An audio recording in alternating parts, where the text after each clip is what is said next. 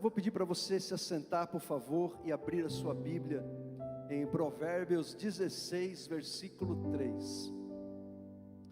Provérbios 16, versículo 3. Eu quero, enquanto você vai abrindo a sua Bíblia, eu quero mais uma vez agradecer aos nossos obreiros, os obreiros da recepção, que chegam mais cedo aqui no culto, higienizam as cadeiras, higienizam as maçanetas, limpam os banheiros, preparam tudo, deixa tudo organizadinho para você chegar e cultuar a Deus. Quero agradecer aos nossos obreiros do Ministério da Música, que chegam mais cedo também, para afinar os instrumentos, e são os últimos a sair também do culto. Quero agradecer vocês pelo trabalho, pelo empenho, pelo amor, pelo carinho. Agradecer aos nossos pastores, porque uma peregrinação como essa muitas vezes não é fácil, às vezes é cansativo. Só que o que Deus opera em nós compensa todo sacrifício que Deus faz na nossa vida, que Ele faz no nosso coração. Amém? Diz assim a palavra de Deus em Provérbios 16, 3: peça a Deus que abençoe os seus planos, e eles darão certo. Vou ler de novo. Peça a Deus que abençoe os seus planos, e eles darão certo. Amém? Simples assim. Você vai ver que os 2 primeiros versículos também falam dos nossos planos em relação a Deus em perspectivas diferentes, mas eu não quero falar desses 2 primeiros versículos aí. Quero falar desse terceiro, em que você estabelece planos na sua vida, e você como crente, você como cristão, você como filho, filha de Deus, você entrega para Deus os teus planos, para que você obtenha sucesso, para que você seja bem sucedido, para que a bênção de Deus venha sobre os seus planos, os seus planejamentos, os seus sonhos. Amém? O que nós estamos fazendo nesses 12 cultos da vitória, irmãos? Nós estamos fazendo exatamente isso nesses 12 cultos. Você não apanhou esse folder aqui, ó? Você apanhou, não apanhou? Você escreveu, não escreveu aí? O que está escrito na capa desse folder? Na capa do folder está escrito assim: meus alvos para 2021. Não é isso que está escrito aí? Meus alvos. Então são os seus alvos, são os seus planos pessoais. É o que está no teu coração, é o que você almeja alcançar, é o que você almeja obter, é o sucesso, é o estado desejado, é a sua meta, o seu objetivo, é onde você quer chegar, o que você quer construir, o que está no teu coração, o que está fervendo aí no teu coração. Então são os teus alvos. E o que você está fazendo nesses 12 cultos? Você está fazendo exatamente isso. Você está fazendo o que diz o versículo 3 de Provérbios 16. Você está entregando para Deus os seus planos, os seus alvos, para que Deus abençoe os seus planos. Amém ou não amém? E aí eu faço para você 3 perguntas importantes, relacionadas aos planos, os alvos que você escreveu aí. A primeira pergunta que eu quero fazer para você é a seguinte: por que você está pedindo isso aí? Por que você está pedindo isso que você colocou nesses aspectos tão importantes da sua vida? Por que você está traçando esses planos?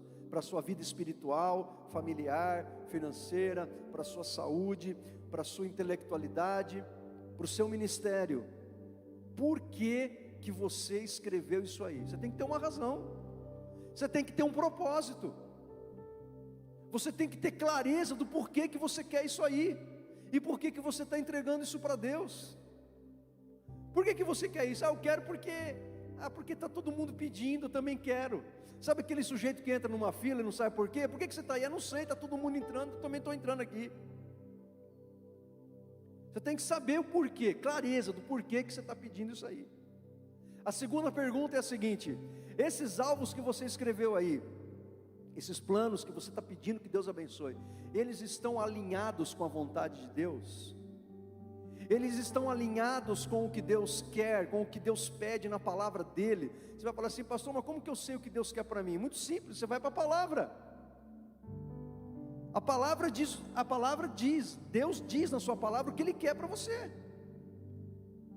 Você não pode pedir uma coisa que vai contra a palavra do Senhor. Então a segunda pergunta é essa: o quanto que o que você está pedindo para Deus está alinhado com a vontade de Deus?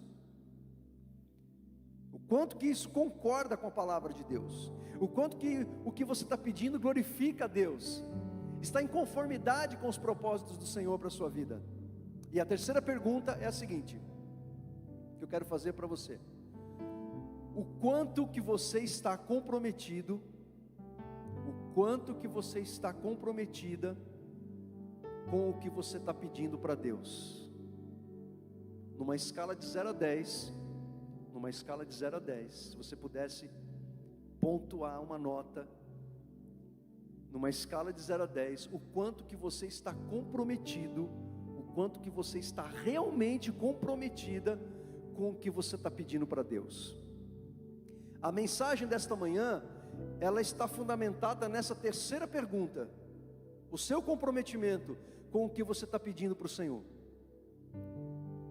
Pode ser algo contraditório, paradoxal, mas faz todo sentido essa pergunta, por dois motivos. Primeiro, você se lembra quando Jesus ele cita Isaías para os religiosos dos seus dias, e ele diz assim: bem disse o profeta Isaías para os homens dos seus dias, e agora eu aplico para vocês. Jesus dizendo para os judeus religiosos: este povo me busca com os lábios, mas o seu coração está longe de mim.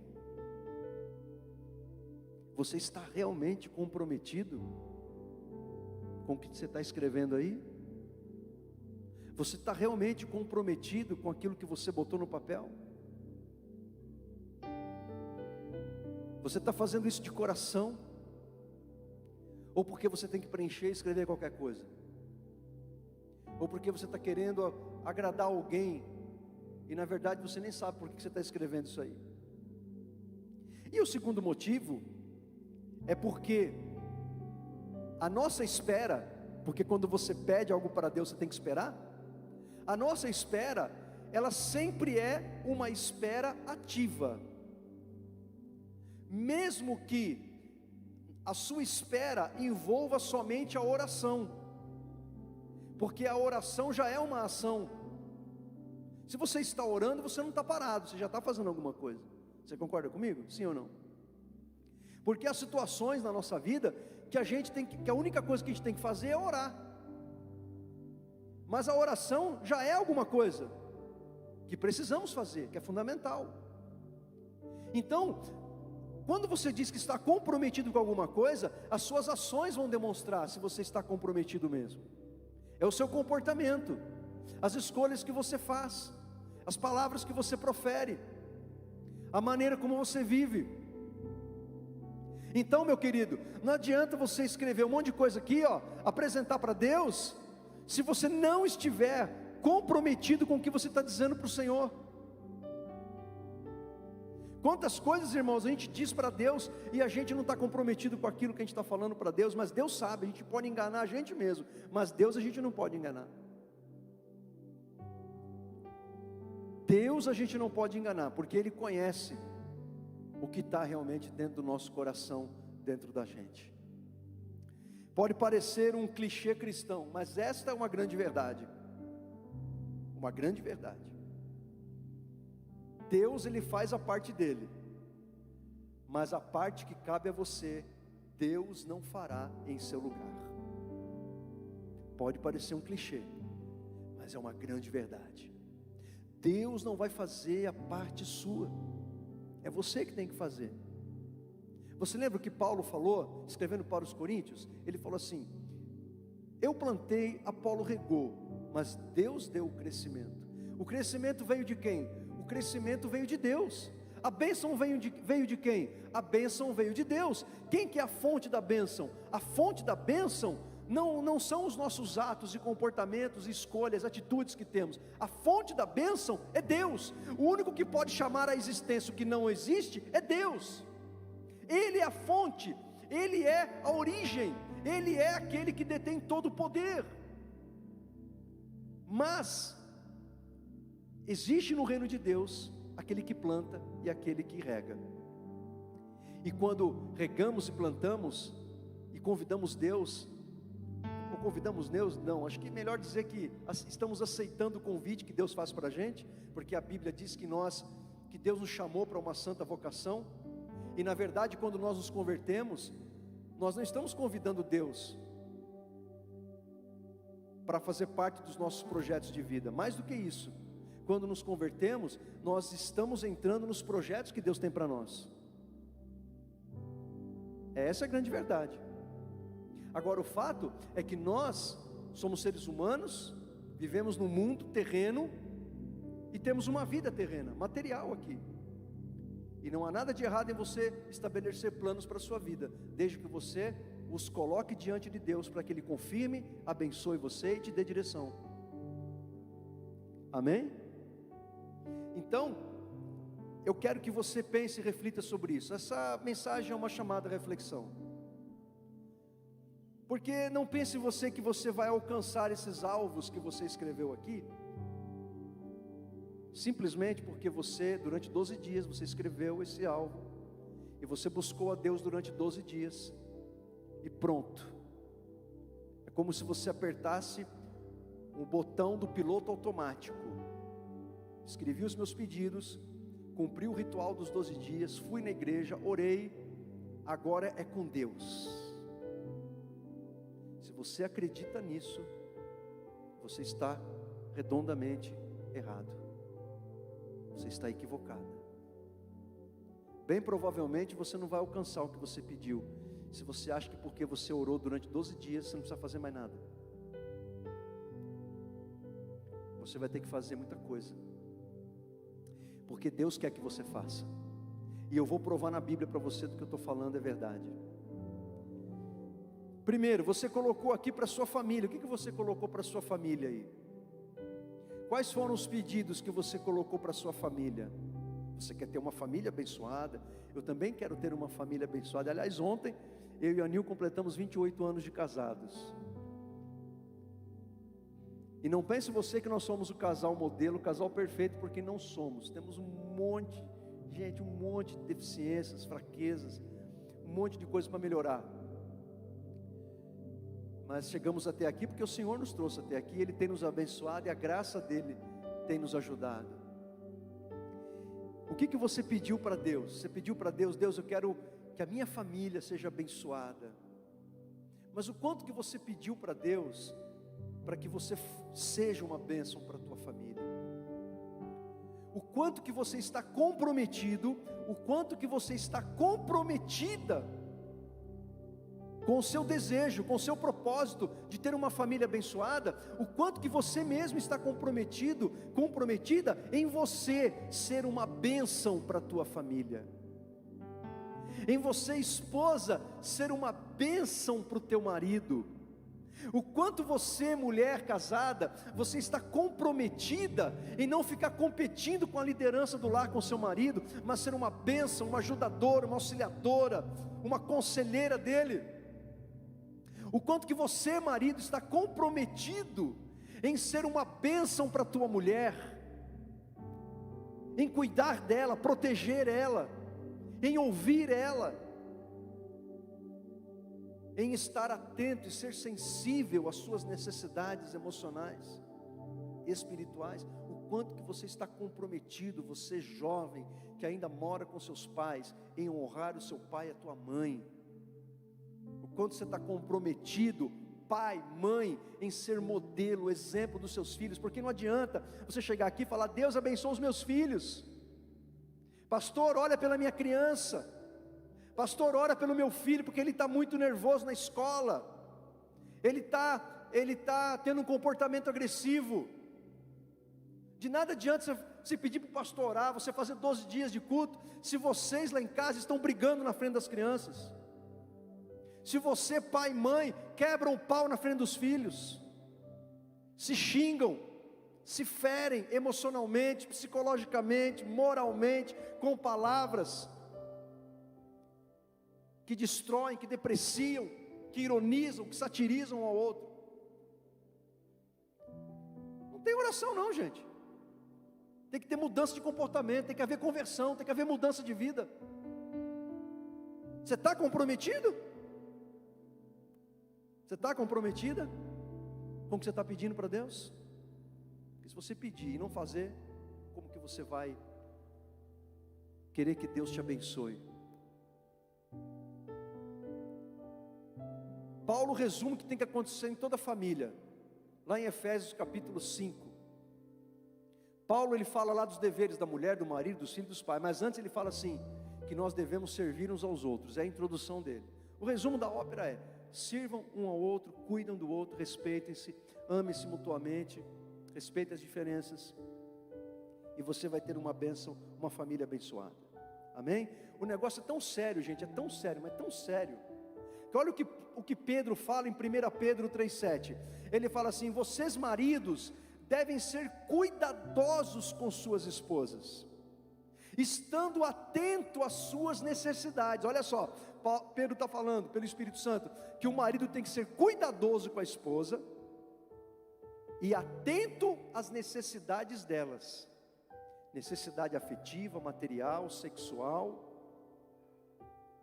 Ontem eu falava isso com a Nil, ela falava: olha, eu tenho dó de muita mulher aí, porque na hora do namoro, por causa do horário, né? Eu vou falar assim por cima, você vai entender. Tem muito marido que na hora do namoro não se importa com as preliminares, já vai indo para os afins. E aí o marido acha que a esposa é fria. Não é que ele é fria não, o marido que é um Shrek mesmo, um ogro. Se liga, irmão, fique esperto. Olha o que a Bíblia está dizendo. Isso aqui é Deus falando com você. Atento às necessidades da sua mulher, respeitando-a. Você tem que respeitar a tua mulher como o sexo mais frágil.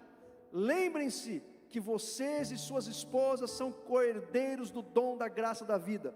Pedro está dizendo que homens e mulheres casados têm o mesmo valor, a mesma importância, os mesmos direitos diante de Deus.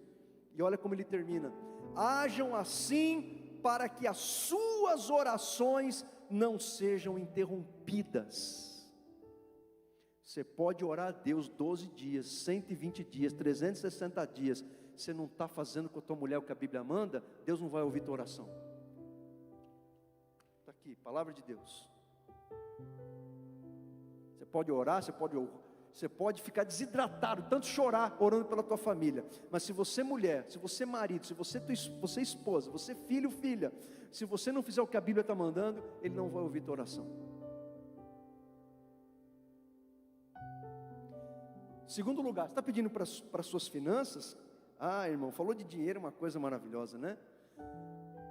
Todo mundo quer mais dinheiro, né? Porque o dinheiro, mais dinheiro melhora o seu padrão de vida, você pode comprar mais coisas, vai aumentar seu conforto, né? Vivemos num mundo, infelizmente, em que o ter muitas vezes é mais valorizado do que o ser, e nós como cristãos temos que tomar muito cuidado com isso.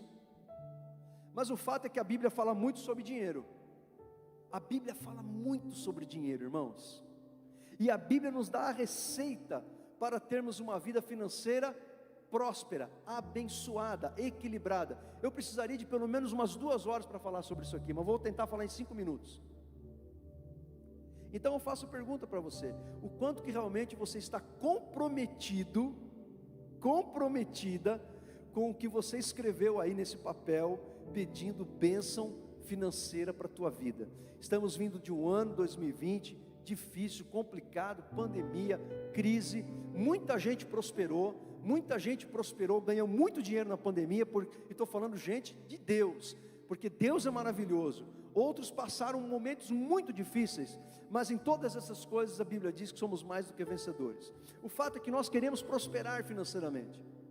Não há problema nisso, desde que você tenha um coração correto diante de Deus e diante do dinheiro, desde que você não faça do dinheiro um Deus da sua vida. Então a pergunta é: você está comprometido com o que você está pedindo para Deus, para a tua vida financeira? Se você quer ter uma vida financeira abençoada, quem quer ter uma vida financeira abençoada aqui? Levante a mão. Quem aqui quer poder ter dinheiro para comer uma pizza com a esposa, com os filhos no final de semana? Quem aqui quer ter um dinheiro para você trocar de carro, para você melhorar, fazer uma reforma na tua casa? Quem aqui quer ter dinheiro para isso aí? Todo mundo quer, e não tem problema nenhum, gente. Você está querendo coisa boa, você está querendo coisas que vão abençoar a tua vida, certo? Não há problema nenhum nisso, desde que o seu coração seja um coração correto, que você não seja um amante do dinheiro, certo? Agora, para você ter tudo isso, você não basta orar. Orar é importante, a Bíblia diz que a oração pode muito em seus efeitos. A Bíblia diz que precisamos orar e colocar os nossos planos diante de Deus para que Ele abençoe. Mas não basta orar, você tem que agir com inteligência, com sabedoria. Você quer ter uma vida financeira abençoada? Primeiro, trabalhe. A palavra de Deus diz em Efésios 4:28: o que furtava não furte mais, antes trabalhe, fazendo algo de útil com as mãos, para que tenha o que repartir com quem estiver em necessidade. Primeira recomendação da palavra de Deus: você quer ter uma vida financeira abençoada? Trabalhe. Uma vez perguntamos para um irmão, ele tinha arranjado um trabalho: irmão, como está o trabalho lá? Está muito difícil, tem que trabalhar muito. Aí você vai ver a vida do sujeito, como é que está. Segundo, seja generoso e não avarento. Provérbios 11:24: há quem dê generosamente e vê aumentar as suas riquezas, outros retêm o que deveriam dar e caem na pobreza. Olha o contraste, o paralelismo da poesia hebraica aqui, ó. Está fazendo um contraste entre o generoso que dá, e quanto mais dá, ele abençoa, ele é abençoado. E o avarento, o contraste com o avarento, que retém o que ele poderia dar, e quanto mais ele retém, ele deixa de ser abençoado. Eu já vi gente ficar magoado com o irmão, porque o irmão pegou R$5 emprestado e não pagou de volta. É de doer, né, irmão? Sim ou não? Quer prosperar financeiramente? Seja generoso e não seja avarento. Em terceiro lugar, você quer ter uma vida financeira abençoada? Não seja um esbanjador, não seja um gastador, não seja um perdulário. Olha o que diz Provérbios 21:20: o sábio economiza. Isso aqui é o sábio que economiza, não está falando do avarento que retém, está falando do sábio que economiza, o sábio que sabe investir o dinheiro, que guarda para as necessidades. Não está falando de avareza, está falando de sabedoria. O sábio economiza e tem sempre bastante comida e dinheiro em sua casa. Olha que bênção. É diferente do avarento, que o avarento retém e só empobrece. O sábio, ele guarda para os dias da necessidade, e porque ele sabe investir, ele sabe gastar, ele não é esbanjador, tem sempre o que? Bastante comida e dinheiro na sua casa. Olha o paralelismo. Mas o tolo gasta todo o seu dinheiro assim que o recebe. O tolo, o não sábio, o ignorante, pega o seu dinheiro e torra tudo de uma vez só. Quem você é aí, na sabedoria divina? Onde você está? Onde você se encontra? Que time que você faz parte aí? Porque de repente você cresceu numa família que te ensinou isso: não, o dinheiro é para gastar, vamos gastar. E aí você casou com alguém que está do outro lado, né? Na primeira parte de Provérbios, alguém que foi criado numa família que sabia investir, sabia guardar, sabia administrar. E aí os pombinhos se casam, isso dá um problema sério, hein? Mas o fato é que você quer prosperar, guarde, invista, saiba guardar. Olha como a Bíblia condena os extremos, avareza e esbanjamento. A Bíblia está condenando o avarento e o esbanjamento. Equilíbrio. Você quer prosperar financeiramente? Seja íntegro e honesto. Provérbios 15:6: na casa do homem direito há muita prosperidade, mas o lucro dos maus traz dificuldades. Olha o paralelismo aí, o contraste. O contraste entre o homem direito. O que é o homem direito? É a pessoa íntegra, honesta, correta, paga suas contas, cumpre seus contratos. Se não pode pagar, dá um jeito de acertar esse negócio aí. Entendeu? Mas o lucro dos maus traz dificuldades. A pessoa pode ter lucro por meio da desonestidade, mas aqui não é um saco furado. Em último lugar, seja um dizimista e um ofertante fiel. Olha só como o dízimo e a oferta é apenas um fator importante de tudo isso que você tem que fazer para que você tenha uma vida financeira abençoada. Honra ao Senhor com os teus bens e com as primícias de toda a tua renda, porque se você fizer isso, se encherão fartamente os teus celeiros e transbordarão de vinho os teus lagares. Você está comprometido em fazer tudo isso aqui? Você está pedindo bênção financeira para a tua vida, mas você está comprometido com o trabalho, com a generosidade? Você está comprometido em ser alguém que vai administrar bem o dinheiro? Você está comprometido em aprender, porque de repente você não sabe fazer isso, você não sabe. Então vai aprender, irmão. Quantos cursos tem por aí sobre administração financeira? Temos um curso aqui na igreja, baseado na Bíblia. Talvez você não saiba, vai aprender. Você está comprometido com isso? Tem gente que começa o Crown e para na segunda, terceira, quarta aula. Por quê? Porque não está comprometido. Quer continuar sendo um cabeça dura e tomando decisão errada. Aí vai dizer, Deus não me abençoa. É lógico, você não está comprometido com o que você está pedindo. Você quer atalho, e nem tudo na vida tem atalho. Às vezes o caminho de uma vida bem sucedida é um caminho que vai exigir sacrifícios, aprendizado, novos comportamentos, mudança de vida, mudança de pensamento. Você está comprometido com a honestidade? Está comprometida com a integridade? Está comprometido em dizimar e ofertar ao Senhor? Junta tudo isso e você vai ter uma vida financeira abençoada. Tudo que eu falei para você aqui está baseado na Bíblia. Só citei texto bíblico aqui, não falei nada do que eu acho, falei do que Deus pensa e a orientação que Ele nos dá. Saúde. O que você colocou para a sua saúde aí? Meus irmãos, como é legal falar de saúde no começo do ano, né? Todo mundo aqui, depois de comer 35 panetone, 47 chocotone, comer todas as farofas que sobraram do Natal e do Ano Novo, porque a mulherada capricha mesmo, né, gente? Nem o governador mandando a gente não se reunir, a gente se reúne e junta lá 15 mistura, 3 tipos de arroz, 45 tipos de sobremesa. Aí você fala, em janeiro eu vou começar. Em janeiro eu vou começar uma dieta. Os irmãos aqui que trabalham com academia, a personagens trainer aqui na igreja, educadores físicos, vocês têm que ganhar dinheiro agora. Agora é a hora de ganhar dinheiro. Porque quando chegar em março, na Páscoa, vai tudo por água abaixo. Aí é colomba pascal, é chocolate, é bombom. Que o povo esquece todos os votos que fizeram para Deus.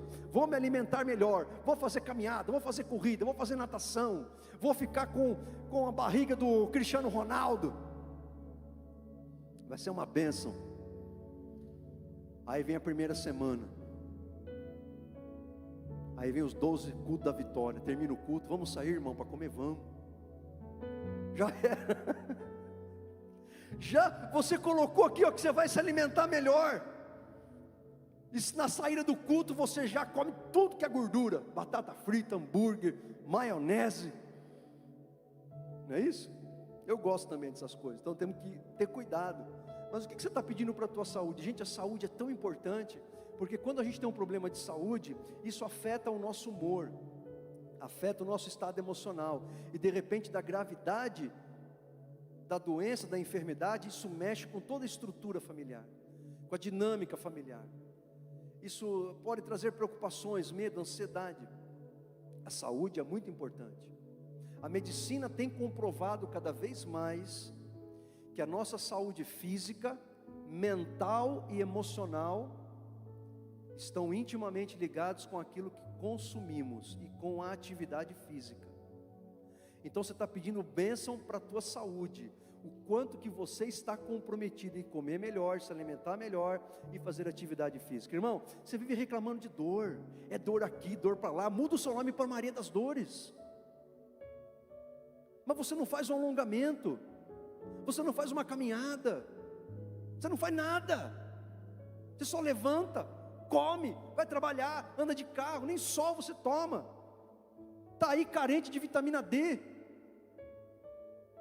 que é fundamental para o combate da Covid-19, sabia disso? Há um hormônio, uma substância chamada serotonina, que é uma das substâncias que o nosso organismo libera quando estamos tendo uma experiência prazerosa. Por exemplo, quando você está fazendo uma atividade física, quando você está fazendo sexo, você libera serotonina, porque aquilo é uma experiência prazerosa, certo? Como tem gente que não está fazendo tudo isso, vai correr, vai fazer atividade física, irmão. Faça alguma coisa, né? Mas o que a ciência descobriu? Olha a importância, gente, que eu vou falar. Muitas dessas substâncias do humor ou a maioria delas, são produzidas pelo nosso cérebro. Mas o que a ciência recentemente descobriu? Que a serotonina, ela não é só produzida pelo cérebro, ela é produzida principalmente pelo intestino. E que há uma comunicação entre o cérebro e o intestino. Muito mais do intestino para o cérebro do que do cérebro para o intestino, nessa troca de serotonina. Então o que a medicina está descobrindo? Que para você ter uma sensação de maior bem-estar, de maior satisfação com a vida por meio da serotonina, você tem que se alimentar bem, porque tem tudo a ver com o que você come. Então, eu não sou especialista da área, você tem que fazer uma investigação, você tem que pesquisar, mas cuidado com o que você pesquisa na internet, hein? Pesquisa, fale com profissionais da área, com nutrólogos, nutricionistas, vai procurar gente capacitada, não fica nesse negócio de receitinha da vovó não, que você pode se dar mal, viu? Procura gente profissional, que sabe o que está falando. Então, não adianta você vir aqui orar, pedir para Deus saúde, se você está comendo mal, se você está tendo um estilo de vida sedentário, se você não vai no médico, se você não se cuida, se você é homem, com mais de 40 anos, ainda não fez o seu exame de toque de próstata, porque você acha que é macho. Aí sabe o que vai acontecer? Irmão macho, você pode morrer, e depois tua esposa vai casar com outro, vai passear com outro, vai para o cinema com outro, vai tomar sorvete com outro, vai fazer aquelas coisas lá que você gosta com outro. Legal, né? Vai pegar tuas roupas e vai dar para todo mundo, vai mexer nas tuas coisas, vai distribuir, acabou. Então não se cuida para ver, não, só exame de sangue está bom, agora tem um negócio aí que, vai nessa. Já conversei com mulher, gente, jovem, que não vai ao ginecologista, não faz nenhum exame ginecológico, mamografia. São coisas básicas, irmãos. Exame de sangue anual, tem que fazer. Você tem que fazer uma avaliação, como é que está, né? Como que está aí, como que você está? Certo? Você vai fazer uma atividade física, você não pode fazer, vou correr porque está todo mundo correndo. Eu corro 3 vezes por semana, 7 km cada corrida. Não parece, mas eu corro. Não parece, mas eu corro. Mas eu gosto. Agora, você tem que fazer uma coisa primeiro, você tem que fazer uma avaliação médica, conversar com o educador físico, porque de repente você tem um problema aí na junta, na coluna, sei lá onde, e não é toda atividade física que você pode fazer, então você tem que ter orientação. O que você pode fazer? Segundo, você tem que procurar alguma coisa que te dê prazer, tem que ser fonte de prazer para você. Estou correndo, mas eu odeio correr, então não vai servir, aquilo vai ser uma experiência ruim para você. A Bíblia diz, irmãos, que o nosso corpo é o templo do Espírito Santo. Então quando você está pedindo saúde, você está pedindo saúde para o templo do Espírito. E eu falei só de saúde física, eu não falei nem de saúde emocional, hein? Precisaria de 2 horas para falar sobre isso aqui. O quanto que você está realmente comprometido com o que você escreveu e pediu para Deus em favor da sua intelectualidade. Intelectualidade. Intelectualidade intelecto no dicionário significa faculdade de compreender, inteligência, entendimento, mente. Você quer crescer intelectualmente? Não se tornar um intelectual, né? Se você quer ser um intelectual, tudo bem, se for para ajudar outras pessoas, né? Mas a ideia aqui é você ter uma mente sadia. Muito mais do que desenvolver intelectualidade, é você desenvolver uma mente sadia, você ter uma mentalidade sadia, você pensar corretamente, é você olhar a vida com o olhar de Deus, com o olhar correto, porque quando a gente fala de pensamento, nós estamos falando da maneira como filtramos a realidade que está à nossa volta. Quando falamos de pensamento, estamos falando das nossas crenças. Quando falamos de pensamento, estamos falando da maneira como nós interpretamos a nossa história, a nossa vida, a nossa identidade pessoal, as experiências que temos, o que está acontecendo à nossa volta. Há uma pergunta que eu gosto muito: qual é a história que você conta da tua história? A versão que você conta da tua história tem tudo a ver com a maneira de você pensar. Saúde mental, saúde emocional, isso é muito importante, e a Bíblia fala muito sobre isso. O quanto que você está comprometido de verdade com esse negócio aqui. Eu quero perguntar para você. Deixa eu te fazer uma pergunta. Quantos livros você leu em 2020? E você teve tempo para isso? Vai dizer que você não teve, você teve. Quantos livros você leu em 2020? Livros que edificaram a tua vida, que trouxeram algo de bom para você, que enriqueceu a sua inteligência, a sua sabedoria. Quantos livros você leu? Ou você ficou só em frente à televisão contando os mortos da Covid? Só maratonando série do Netflix? Isso aí, gente, eu gosto de série, eu também vejo. Mas o que isso nos traz é apenas um prazer momentâneo, que se desfaz assim que você desliga a televisão. Aquilo não fica em você. Não fica, estou falando no sentido de enriquecimento. Fica de outro jeito, dependendo do que você está assistindo. Mas para o teu enriquecimento, para o teu amadurecimento, para o teu crescimento, para a tua satisfação, para o teu propósito de vida, para você construir uma vida de significado, de realização de propósito, essas coisas, elas não te acrescentam nada. Não nos acrescentam nada. Quantos livros você leu? Durante a pandemia, você aproveitou para fazer alguma coisa nova? Você aproveitou para aprender uma habilidade nova, para desenvolver algo novo? Gente, foi uma coisa maravilhosa. Dentre tantas coisas tristes que nós vemos na pandemia, nós vimos também muitas coisas maravilhosas. Gente empreendendo, gente fazendo coisa nova, gente tendo ideias, desenvolvendo habilidades, fazendo cursos, gente se reinventando. Sabe o que é isso? Isso é gente com mentalidade de crescimento. Você tem essa mentalidade? Deus quer que você tenha essa mentalidade. Qual foi a última vez, você se lembra? Qual foi a última vez que você fez algo pela primeira vez? Uma coisa nova pela primeira vez. Qual foi a última vez que você fez uma coisa nova pela primeira vez? Você se lembra? Criatividade. Deus quer que nós desenvolvamos isso, e Deus nos capacita para isso. Você se lembra daqueles 2 homens que Deus capacitou para fazer o trabalho artesanal no templo? Coisa linda, irmãos. Eu não sei o que você escreveu aí no campo da intelectualidade, mas se você não estiver disposto de parar de consumir, de ver, de ler, de botar para dentro de você o que te contamina. Por isso que Jesus fala que a lâmpada do corpo são os olhos. Se você não estiver disposto a parar de ouvir besteira, bobagem, coisas que não mudam a tua vida, tudo isso aqui vai ser em vão, a tua oração vai ser em vão. Porque nós nos tornamos aquilo que temos o hábito de absorver na nossa mente, no nosso coração. Nos tornamos aquilo que absorvemos. Se você tem algum comportamento obsessivo, compulsivo, vicioso e alguma coisa que está te aprisionando, você tem que clamar a Deus para que Ele liberte você, porque você está prejudicando a tua vida com Deus, os teus relacionamentos, você está impedindo o teu crescimento, seu desenvolvimento humano, espiritual, em todos os sentidos.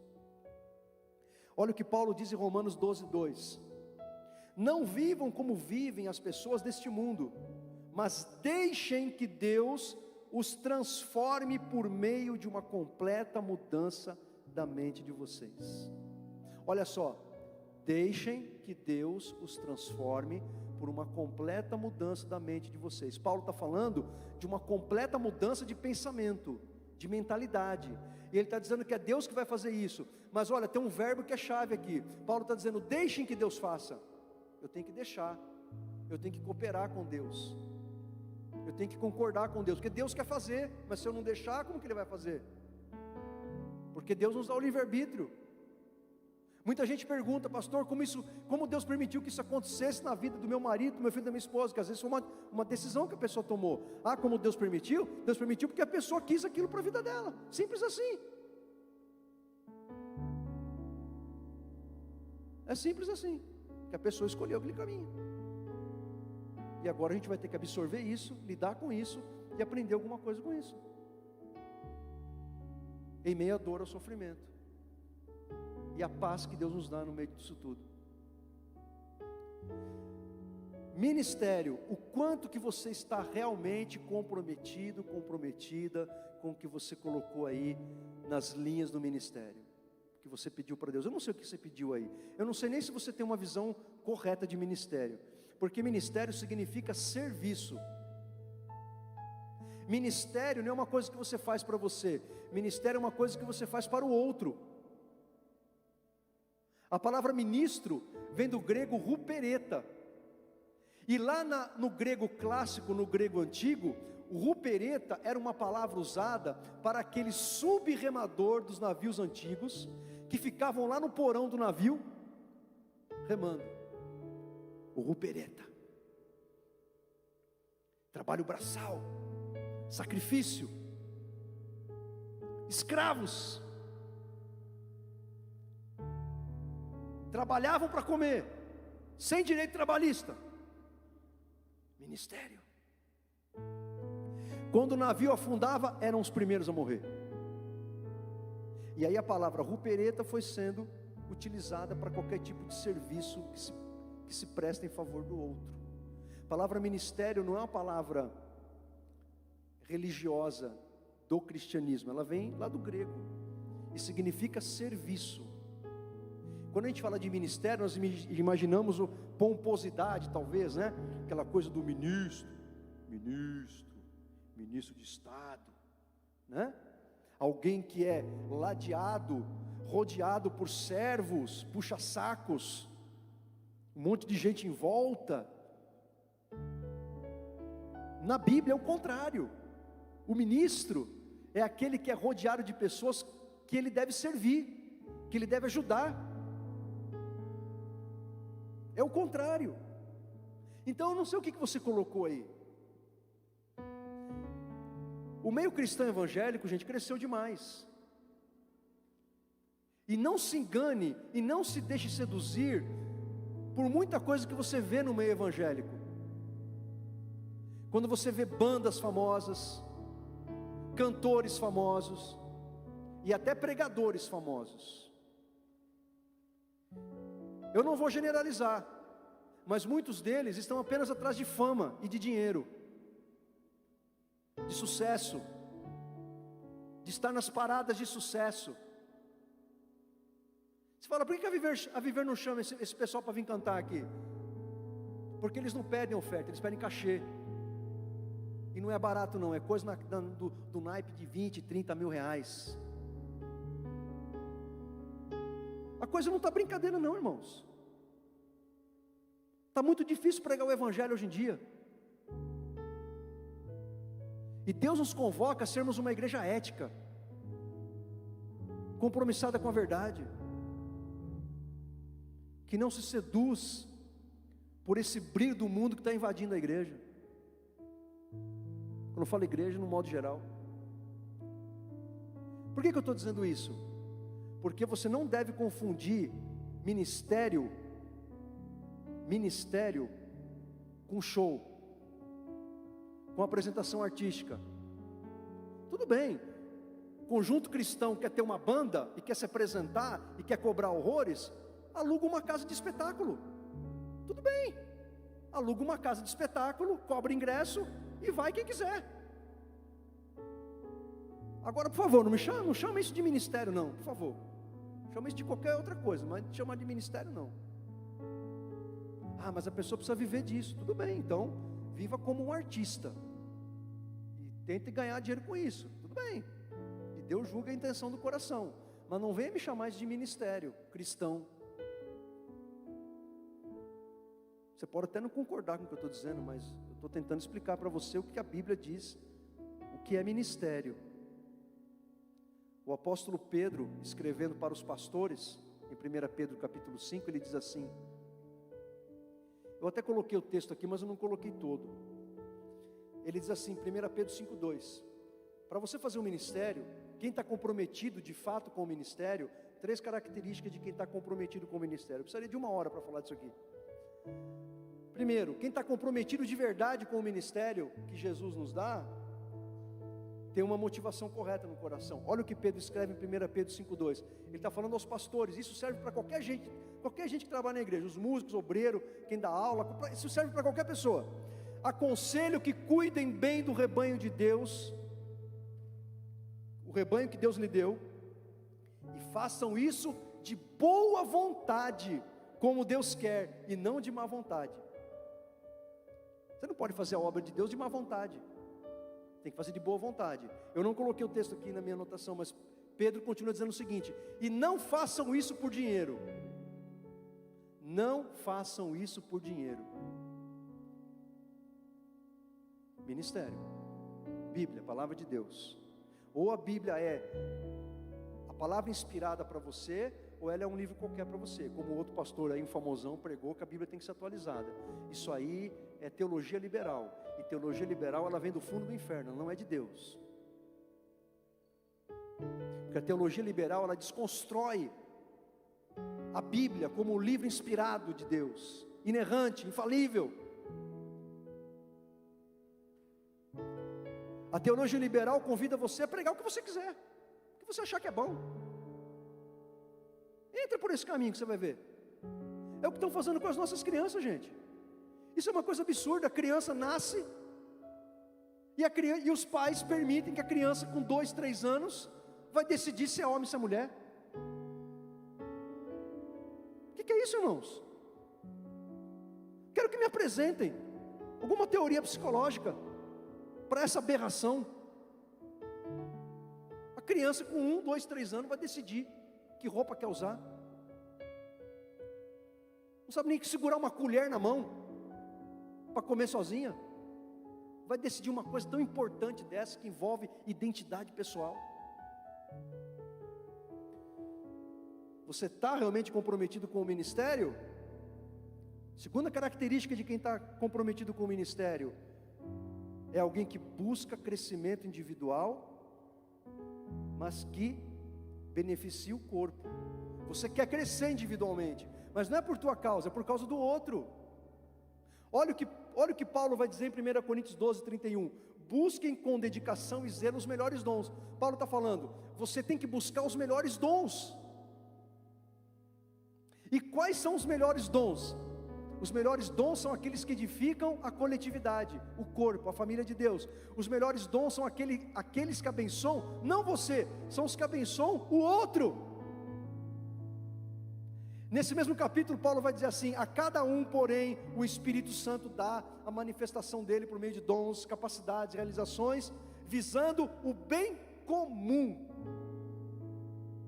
Então, meu querido, se você tem algum problema de vaidade, se você tem algum problema de soberba, se você tem alguma necessidade emocional, disfuncional, de você ser elogiado, ser visto, paparicado, aplaudido, elogiado pelas pessoas, por favor, não use o ministério como meio terapêutico para isso.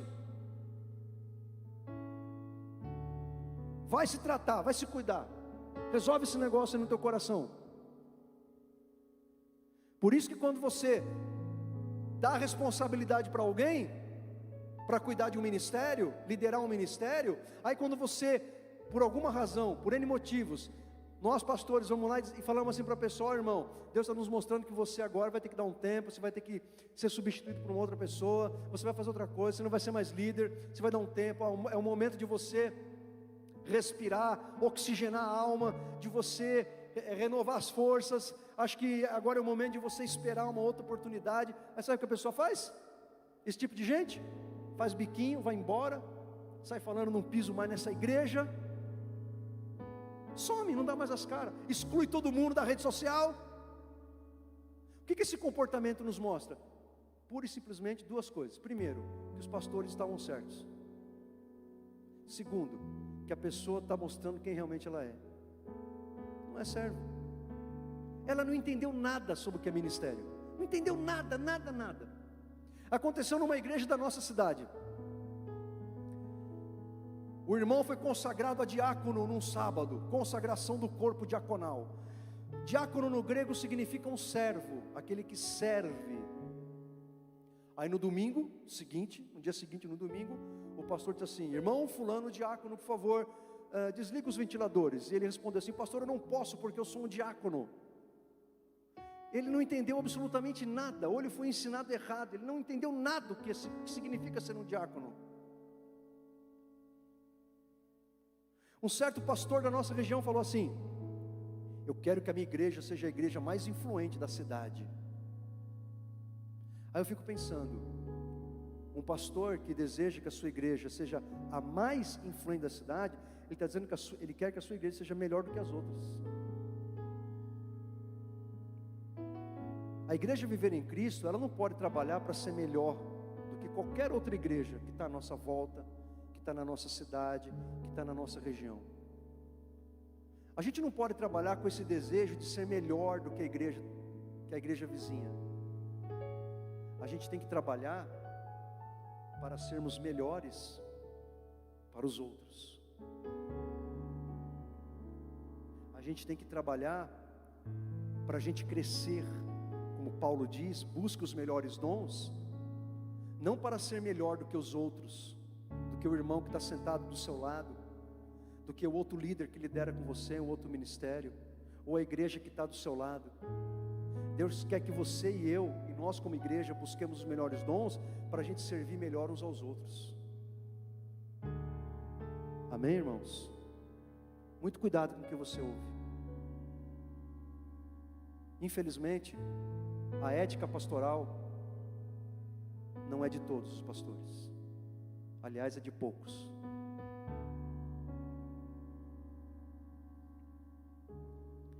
Em terceiro lugar, você tem que manter a chama acesa. Eu não sei o que você colocou aí no ministério, mas você tem que manter a chama acesa. Você está vendo que tudo que eu estou falando é o que você tem que fazer? Que não é só orar, tem a sua parte. Olha o que Paulo escreveu para Timóteo, 2 Timóteo 1,6: reavive o dom de Deus que está em você. Outra tradução: conserve vivo o dom de Deus que você recebeu. Outra tradução: mantenha viva a chama do dom de Deus que está em você.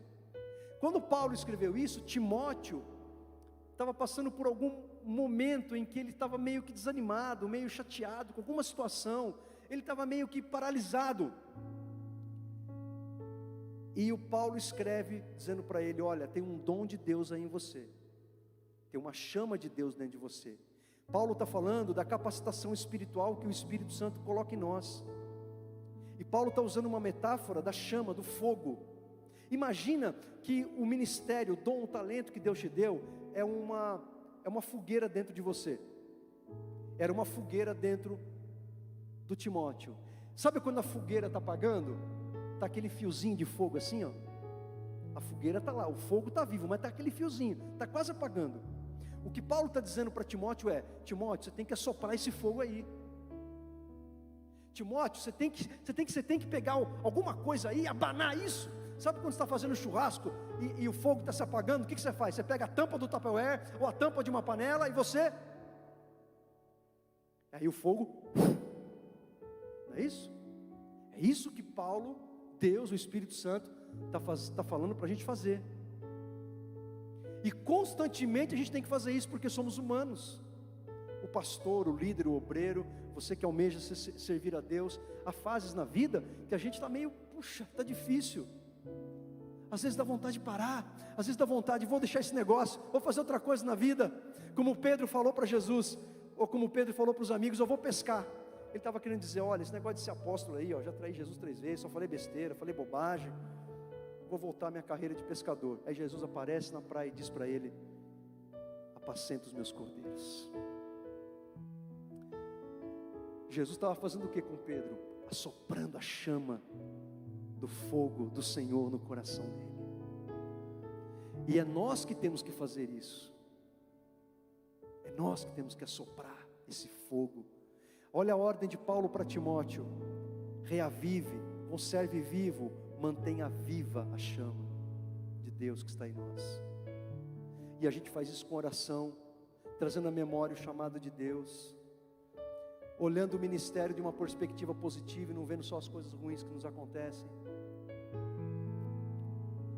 E por último, a espiritualidade. Eu deixei a espiritualidade por último, você vai ver que ela está em primeiro aqui, não é isso? Por que eu deixei a espiritualidade por último? Porque tudo isso que eu falei, todos esses outros aspectos importantes que vem depois aqui, todos esses aspectos, família, finanças, saúde, intelectualidade ou mentalidade, ministério, todos esses importantes aspectos da vida, dependem totalmente da nossa vida espiritual. Está tudo interligado, não tem como separar. E nós, irmãos, nós entendemos e cremos assim. Hoje se fala muito sobre espiritualidade, né? No mundo pagão então nem se fala, né? Cuidado com o que você ouve aí sobre nova era, viu? Nova era, religião oriental, reiki. Muito cuidado com aquilo que é pseudociência. Cuidado com as pseudociências, que tem cara de ciência, mas não é. Tem cara de espiritualidade, mas tem o dedo do capeta ali. Toma cuidado. Tome cuidado. Onde que eu estava mesmo, irmão? Recorda aí. Então, é o seguinte, lembrei. A verdadeira espiritualidade está em Jesus. Não existe verdadeira espiritualidade sem Jesus. É verdade que do ponto de vista teórico, espiritualidade, do ponto de vista teórico, espiritualidade e religiosidade são coisas diferentes. Alguém pode desenvolver espiritualidade e não fazer parte de igreja, religião nenhuma. Ele desenvolve a espiritualidade dele lá, do jeito dele, na casa dele, né? Onde ele tenta se conectar com o transcendente, com aquilo que é transcendental, do jeito dele lá. Mas para nós que somos cristãos, não existe o transcender sem Jesus. Não existe o meio de você se conectar com o divino, com Deus, sem Jesus, porque Ele é o único caminho que conduz a Deus. Eu sou o caminho, a verdade e a vida, ninguém vai ao Pai se não for por mim, Ele disse. Não existe verdadeira espiritualidade sem Jesus. É importante que você saiba disso. Por isso que todas as áreas da nossa vida estão conectadas, interligadas com a nossa espiritualidade, em outras palavras, com o nosso relacionamento com Deus. Tá? Então eu quero te fazer uma pergunta: o quanto que de fato você está comprometido com o que você escreveu aí sobre espiritualidade? Jesus disse: nem todo que me chama de Senhor vai entrar no reino dos céus, porque está falando com a boca, mas o comportamento é outro. Jesus está falando: olha, muita gente me chama de Senhor, mas na verdade não está comprometido comigo. Então é para a gente pensar sobre isso, o quanto que realmente eu e você, nós estamos comprometidos com a nossa vida com Deus, com Jesus que nós proferimos com os lábios, que é o Senhor da nossa vida.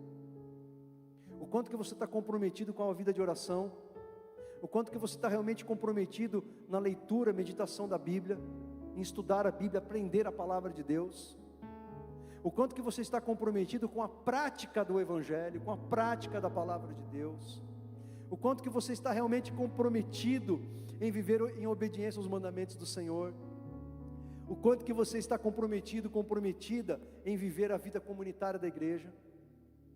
Achar que a igreja não, você não precisa da igreja, não precisa de pastor, é uma ideia meio, vamos dizer assim, bizarra de igreja, né? Servir a Deus em casa. Você não está preso. Se você estivesse num país comunista ou islâmico que prende os cristãos, seria compreensível, mas você está num país livre. Porque o Novo Testamento nos ensina que igreja é corpo, é família, é estar junto. O quanto você está comprometido com isso? Eu vou citar, para terminar, para falar sobre espiritualidade e o nosso papel nesse processo. Eu vou citar um versículo, uma das menores passagens da Bíblia, está lá em 1 Tessalonicenses 5. Paulo diz assim: não apaguem o Espírito. Não apaguem o Espírito. O problema da tradução brasileira, do português apagar, dá uma ideia de extinção, que o Espírito Santo, por um descuido nosso, ele vai como que se desfazer, e ele vai se apagar e vai sumir dentro de nós. Não é isso que Paulo está falando. A palavra, o verbo apagar no português, lá no grego, traz uma outra ideia. O que Paulo está falando é o seguinte: apagar aqui tem o seguinte significado: da gente não atrapalhar o agir de Deus em nós. Ou numa perspectiva positiva, a gente colaborar com o agir de Deus em nós. É por isso que na tradução da linguagem de hoje é assim traduzido esse versículo: não atrapalhem a ação do Espírito Santo. Não devemos atrapalhar a ação do Espírito onde? Em quem? Em nós mesmos. Então olha como nós temos o poder de atrapalhar o agir de Deus em nós. Por isso que muito crente fala: por que Deus não está agindo na minha vida? Porque você não está deixando. Mas Deus não é soberano? É. Agora Deus está onde Ele é invocado. Buscar-me-eis e me achareis quando me buscardes de todo o vosso coração. Não acharemos a Deus, e não seremos achados por Ele, se não o buscarmos com o coração íntegro, verdadeiro, sincero, de todo o coração.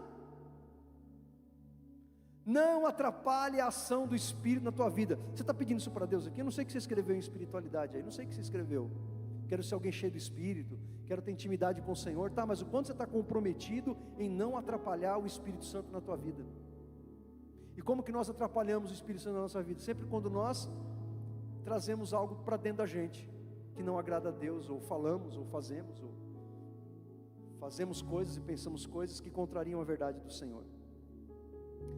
Meus queridos irmãos, o quanto que nós estamos comprometidos de verdade a amar mais a Deus, amar mais a palavra de Deus, amar mais os irmãos, quanto que nós estamos comprometidos com isso, de verdade. Essa mensagem é para mim também, é para você, é para mim, é para nós. Uma vida espiritualmente bem sucedida não acontece de um modo automático. Você vem aqui nos 12 dias, preenche o papel, vem todos os cultos, ora, chora, urra, fica de joelho, aí pronto, você apertou um botão automático. Depois dos 12 cultos, agora Deus se vira, faz aí a obra, Senhor. Vou viver do jeito que eu estava vivendo no ano passado, fazendo as mesmas coisas erradas, pensando do mesmo jeito errado, cometendo os mesmos pecados, não buscando transformação, mudança, crescimento. Deus, faz aí a tua obra, já cumpri o meu ritual. Orar é muito importante. A oração de um justo pode muito em seus efeitos. Entregue os seus planos a Deus, para que Deus os abençoe. A Bíblia diz isso. Temos que estar aqui, temos que orar, temos que falar com Deus, mas nós temos a nossa parte a ser feita. Se você somente escrever num papel os seus planos, os seus desejos, e somente orar a Deus, depois você não fazer mais nada, você está enganado, está no caminho errado. Você tem que estar comprometido com Deus, com aquilo que você pede a Ele. Alguém pode dizer assim: então pastor, o que o senhor está dizendo é que então nós nem precisamos de Deus, né? Porque é só fazer. Se você está pensando isso, raciocinando isso, você não entendeu nada do que eu falei. Você não entendeu nada do que eu preguei. Então, por favor, terminando esse culto, você vai para casa. Essa mensagem está sendo gravada. Você chega em casa, ouve ela quantas vezes for necessária, porque não é isso que eu estou dizendo. Eu não estou excluindo Deus. Primeira coisa que eu falei nessa mensagem: Deus é a fonte da bênção, dele vem a vitória, dele vem a luz, a direção que precisamos. A nossa parte não exclui Deus. Por que não exclui Deus? Ele nem pode ser excluído. Seria uma insanidade da minha parte pregar isso, seria uma heresia. Eu teria que fechar a Bíblia. A nossa parte, a sua parte, a minha parte, em tudo aquilo que a gente está pedindo para Deus, não exclui Deus. É óbvio que não. Por quê? Porque é dele que vem a força que nós precisamos, é dele que vem a direção que nós precisamos, é dele que vem a sabedoria que nós precisamos, é dele que vem a provisão que nós precisamos, é dele que vem os milagres que precisamos para receber tudo que nós estamos pedindo e para fazer a nossa parte, porque sem ele, como Jesus disse, nós nada podemos fazer. Nós temos que estar enxertado em Jesus e fazer a nossa parte. Você só pode fazer a sua parte se você estiver enxertado em Jesus, ligado com Ele, em comunhão com Ele. Você está entendendo? Olha o que Paulo diz em Efésios 3:20. Eu vou terminar a mensagem com esse texto. Toda a glória seja dada a Deus, que por seu grandioso poder, que atua em nós. Olha só, Deus, pelo seu grande poder, que Ele atua em nós. O poder é dele, e Ele atua em nós, esse poder. Ele é capaz de realizar infinitamente mais do que poderíamos pedir ou imaginar. O poder é dele, Ele é a fonte do poder, Ele atua em nós esse poder. E quando nós fazemos a nossa parte, Deus, Ele é poderoso para realizar infinitamente. Ele realiza, Ele faz coisas que não podemos, as coisas que não podemos fazer, Ele faz infinitamente mais do que você pediu, escreveu e sonhou e colocou nesse papel. Amém? Vamos ficar de pé, vamos adorar ao Senhor, vamos falar com Ele.